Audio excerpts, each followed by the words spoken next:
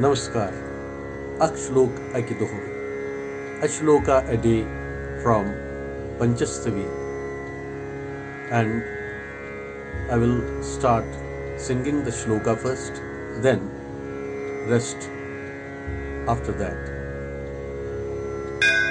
वामे पुस्तक धारिणीं अभयदां साक्ष्यसृजं दक्षिणे वामे पुस्तक धारिणीं अभयदां साक्ष्यसृजं दक्षिणे भक्तेभ्यो वरदान पेशलकरां कर्पूरकुन्दोज्ज्वलां भक्तेभ्यो वरदान पेशलकरां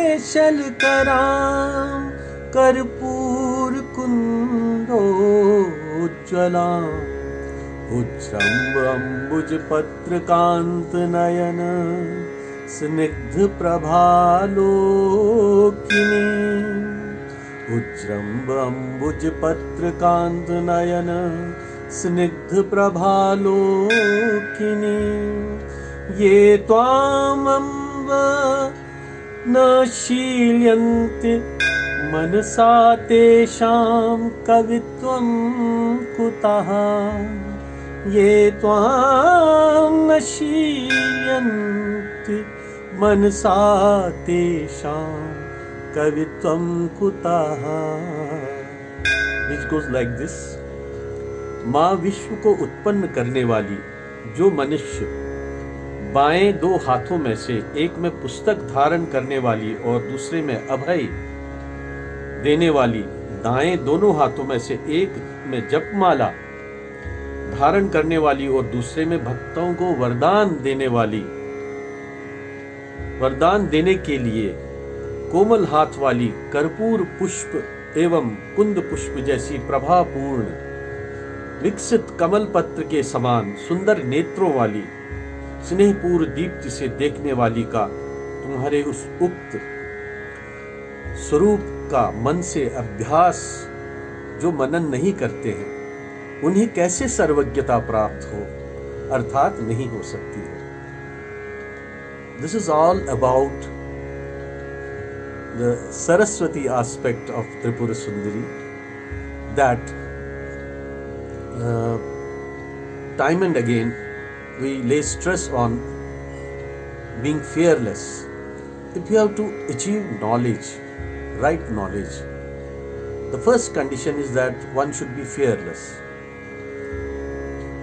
And blessings of Saraswati will happen only when you are fearless.